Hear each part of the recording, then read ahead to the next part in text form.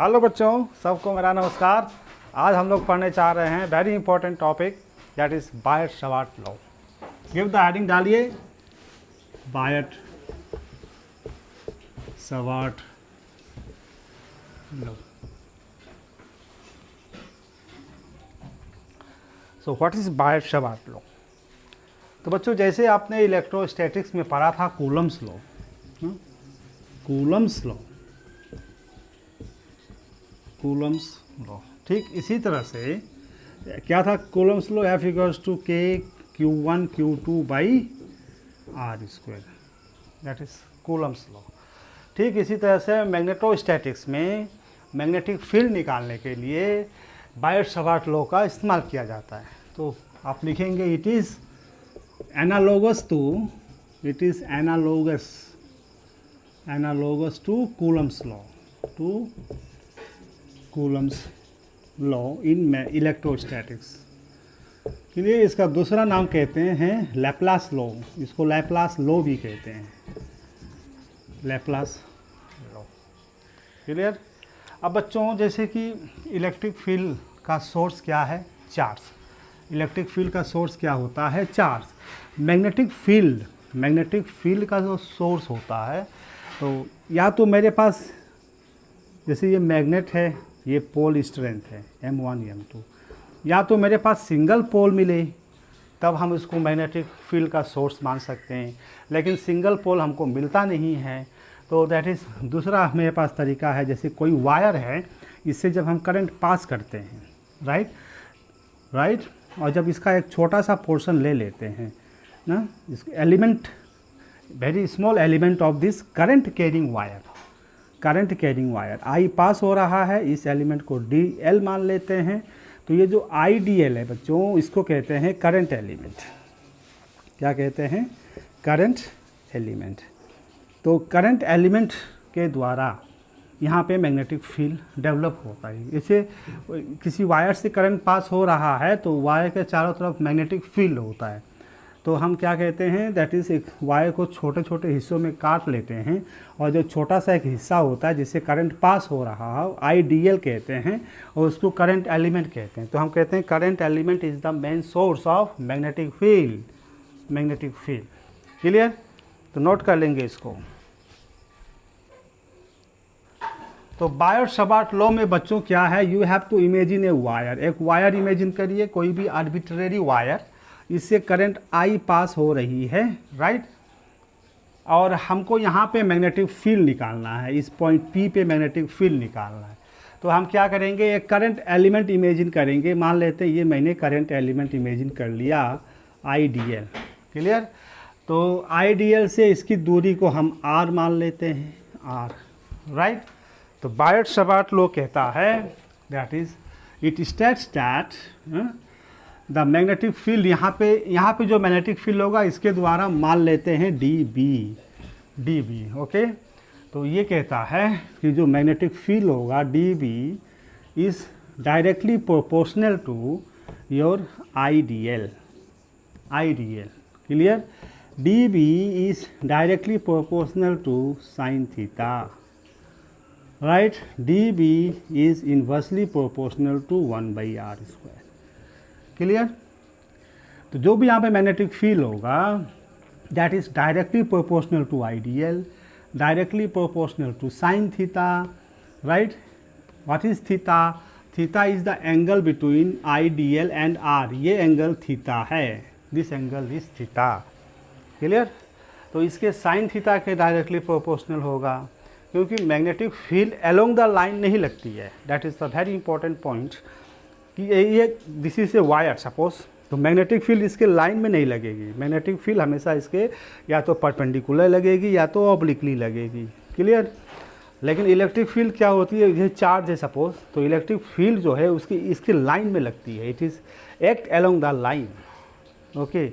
तो इसीलिए बायट Savart law कहते हैं कि जो यहाँ पे मैग्नेटिक फील्ड होगा वो IDL के प्रोपोर्शनल होगा, राइट, साइन थीटा के प्रोपोर्शनल होगा, and inversely proportional to R square. So combining all this we get D B is directly proportional to I D L sine theta by are square. Okay, अब यहाँ जो constant आती है that is called K I D L sine theta by are square. ये जो के है बच्चों, के की वैल्यू होती है म्यू नॉट बाई 4 पाई। इसकी वैल्यू है क्या, 10 to the power -7, 10 to the power -7। Okay, tesla, okay, metre square per ampere.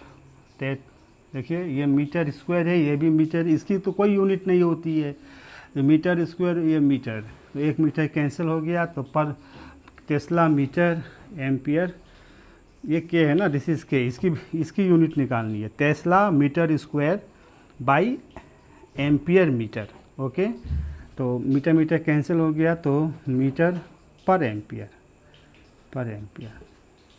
Note कर लेंगे प्लीज़। ओके बच्चों, नोट हो गया। नाउ मैं इसको मिटा रहा हूँ।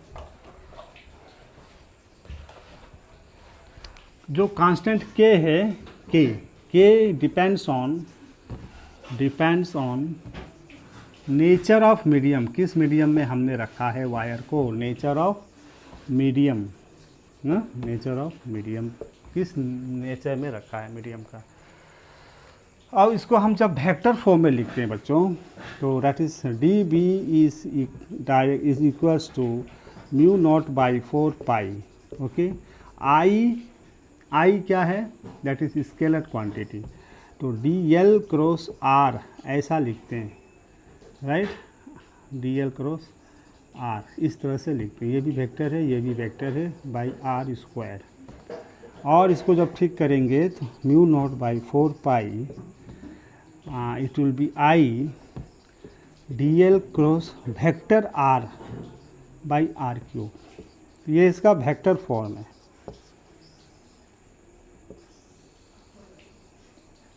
Vector form, please note it down. Clear बच्चों, हो गया बच्चों, मिटा दूं। Now, तो just that is if theta is 0 degree, theta 0, the okay बच्चों, तो along the wire the magnetic field is 0 and opposite to the wire also it is 0. Magnetic field is always present only in the angle 90 degree में maximum होगा, और कोई किसी theta पे magnetic field पाएंगे। तो ये है Biot Savart law, right, this is Biot Savart law. अब इसका यूज़ क्या है, to find the magnetic field.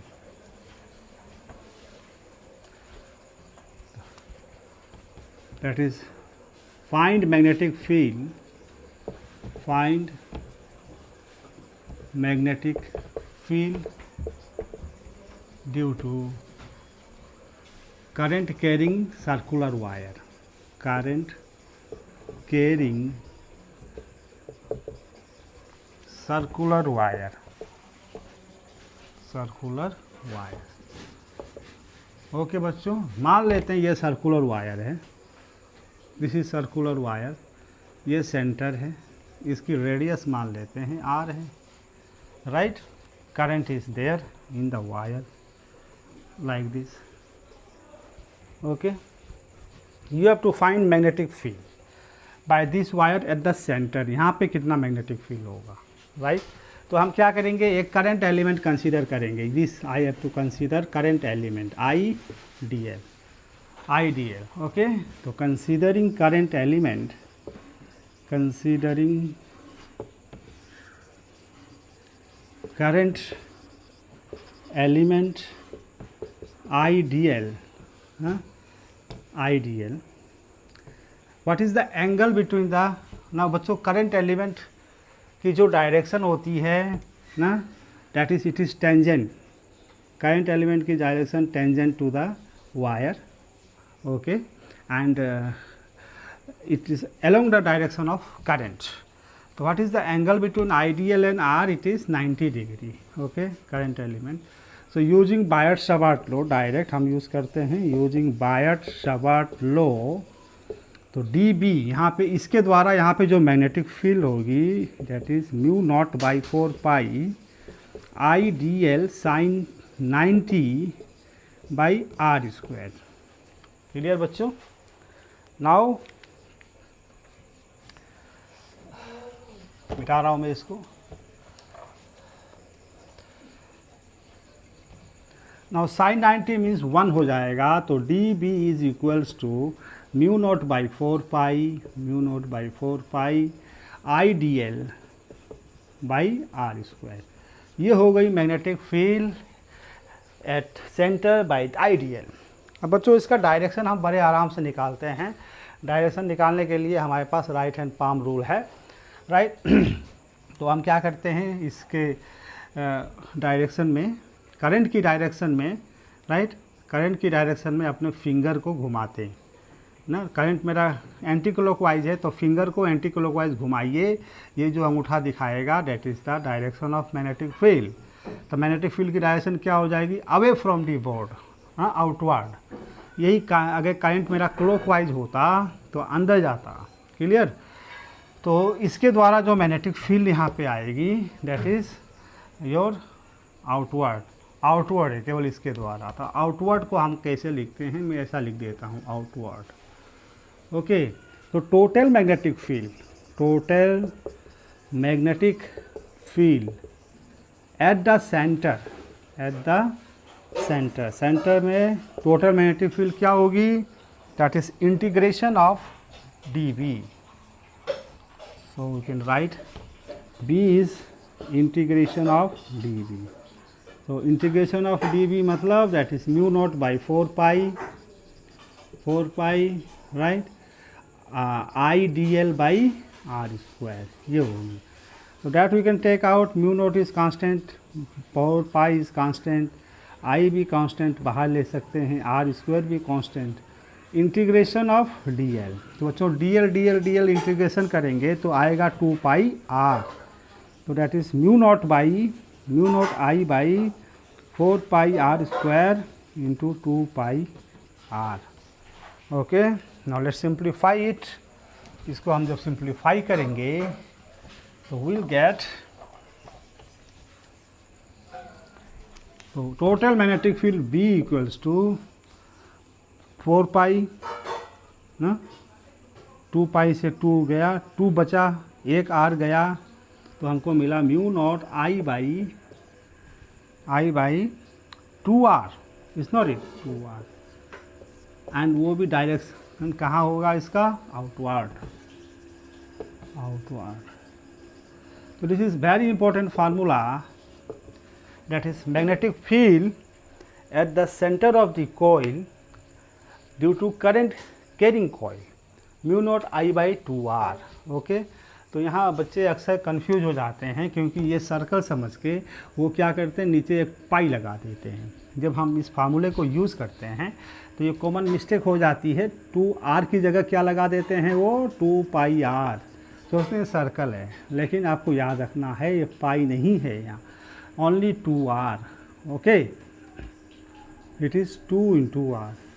The magnetic field at the center of the coil due to current carrying wire is mu naught I by 2R. Please note it down. Okay बच्चों, now let's see next application जो आपके NCERT में दे रखा है. That is using Biot Savart law find the magnetic field that is on the axis of, that is magnetic field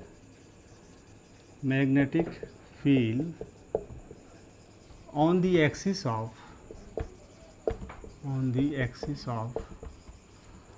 current carrying circular wire.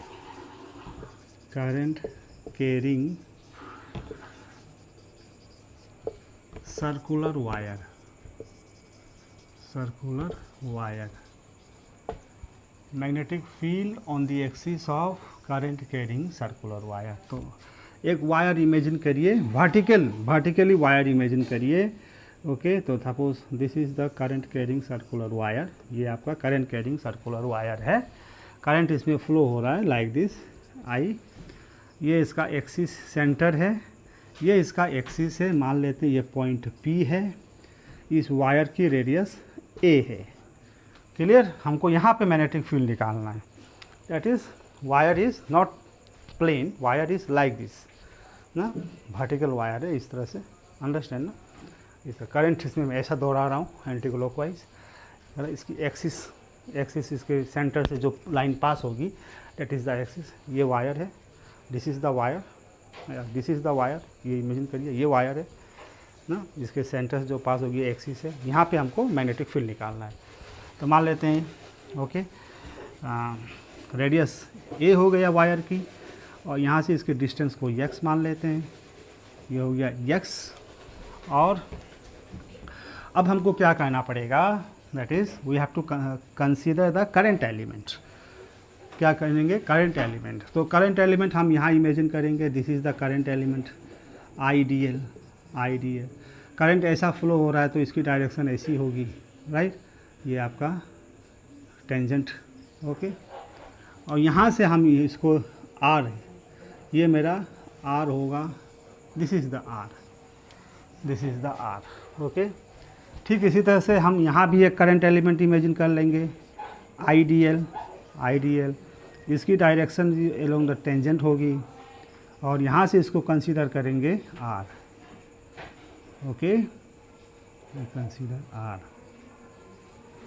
इस तरह से, ये R, और ये एंगल को मान लेते हैं थीटा, तो ये एंगल भी थीटा हो जाएगा। क्लियर, तो आप दो लाइन लिखेंगे, consider a vertical wire of radius A ना, let P is a point on the axis at a distance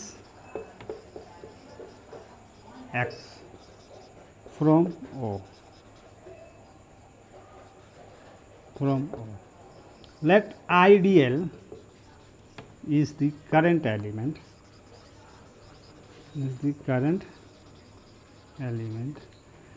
diametrically opposite,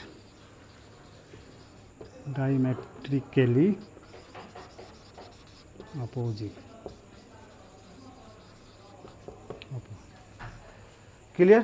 DL मैंने कंसीडर कर लिया, यहाँ भी डायमेट्रिकल अपोजिट, इसलिए यहाँ भी कंसीडर कर सकते हैं, यहाँ भी कंसीडर कर सकते हैं। Now we have to find the magnetic field at this point by IDL। मिटा दो इसको,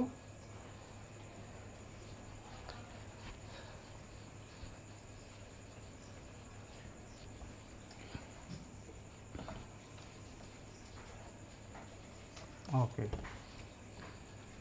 नाउ बच्चों, यूजिंग बायट-शवार्ट लॉ,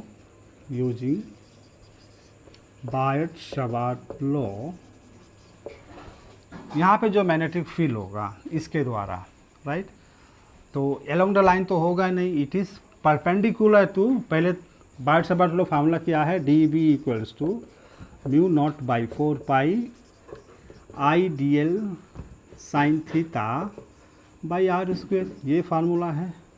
तो dB equals to mu not by 4 pi IDL, ना what is sine theta, theta क्या होगा बच्चों, ये टेंजेंट है, right, this is a tangent, ये टेंजेंट है, टेंजेंट से ये एंगल जाएगा, तो दिस एंगल इज थीटा ना, टेंजेंट के साथ जो भी एंगल बनाएगा ये DL एंड ये R, this angle is theta.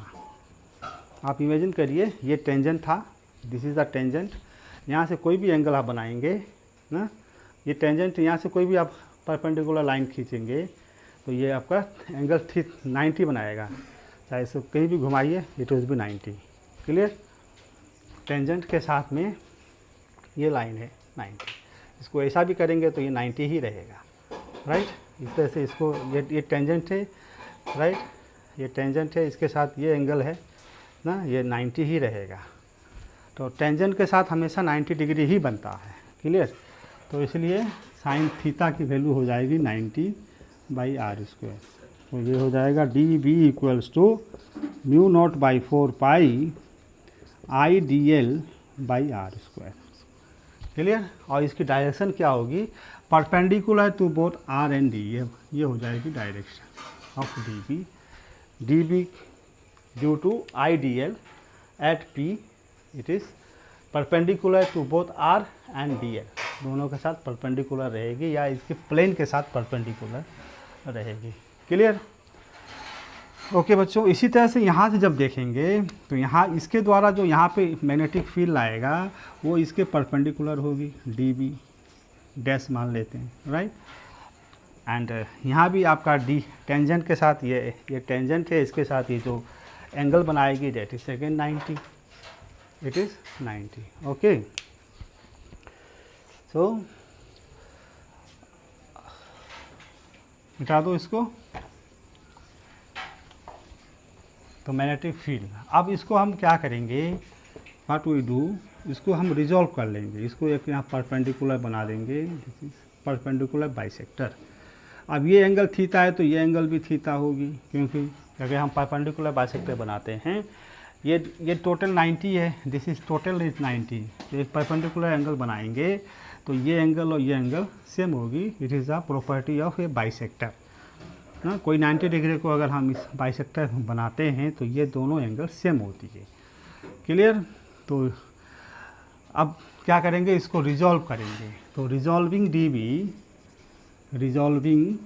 dB, तो ये जो हो जाएगा dB cos ऑफ थीटा, ये हो जाएगा dB cos ऑफ थीटा। और इसका जो x कंपोनेंट आएगा dB sine of theta. Clear. dB into dB cos theta and dB sine theta by both मतलब dB एंड dB डैश। तो इसी तरह से यहाँ भी रिजॉल्व करेंगे तो राइट, तो ये एंगल आपका थीटा ही होगा, तो ये हो जाएगा dB cos थीटा और ये हो जाएगा that is dB sine theta. Clear. तो ये इक्वल एंड अपोजिट है बच्चों, ये कैंसिल हो जाएगा। क्लियर ना। तो जो भी मैग्नेटिक फील्ड आएगा that is dB sine theta, इसके द्वारा dB साइन थीटा। इसी तरह से यहाँ अपोजिट ले लेंगे तो यहाँ भी dB sine theta, dB sine theta. तो टोटल मैग्नेटिक फील्ड जो आएगा तो दैट इज dB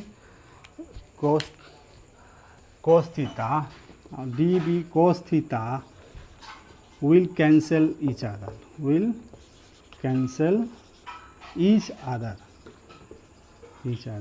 तो मैग्नेटिक फील्ड का जो कंट्रीब्यूशन होगा केवल dB साइन थीटा। तो टोटल मैग्नेटिक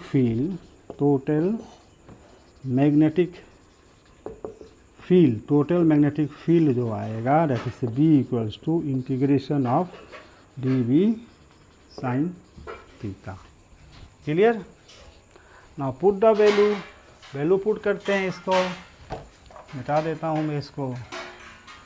ओके, तो B equals to dB constant है, dB की वैल्यू क्या थी, dB की वैल्यू थी, इंटीग्रेशन लिखिए μ0/4 IDL/r², ये थी dB। साइन थीटा की वैल्यू क्या हो जाएगी, हम people have that is A/r ना, A/r ये हो जाएगी बच्चों। तो B इक्वल्स टू μ0/4 हम बाहर ले लेंगे, राइट। I भी कांस्टेंट है, बाहर ले लेंगे। ओके, A भी कांस्टेंट है, बाहर ले लेंगे। R स्क्वायर मतलब R स्क्वायर का मतलब हो जाएगा x² प्लस A², ये हो जाएगा। और R का मतलब हो जाएगा √x² प्लस A², राइट। तो ये इसकी पावर 1 है, इसकी पावर हाफ है, तो डैट मीन्स हम डायरेक्ट ऐसा लिख सकते हैं that is x² plus A² to the power whole 3/2। Clear बच्चों भाई। इसकी वैल्यू ये हो जाएगी और आर की वैल्यू ये हो जाएगी ना, तो इसकी पावर हाफ हो गई और इसकी पावर मेरा 1 हो गई, तो 1.5 दैट इज़ 3/2। क्लियर? या डायरेक्ट इसको आर क्यूब कर लीजिए, तो आर की वैल्यू ये है, पावर हाफ है, तो cube 3/2। Okay, integration of dl ये आ जाएगी। Please note it down. Okay बच्चों, तो b equals to mu not IA by 4 pi x square plus a square whole 3/2। Now dl का इंटीग्रेशन करेंगे तो क्या आएगा, 2 पाई a आएगा, राइट। तो ये हो जाएगा b equals to a square हो जाएगा mu not IA square by 2 pi से गया 2 times x square plus a square whole 3/2। Very important formula, that is magnetic field on the axis of a current carrying wire. Magnetic field on the axis of a current carrying wire. Please note it down बच्चों।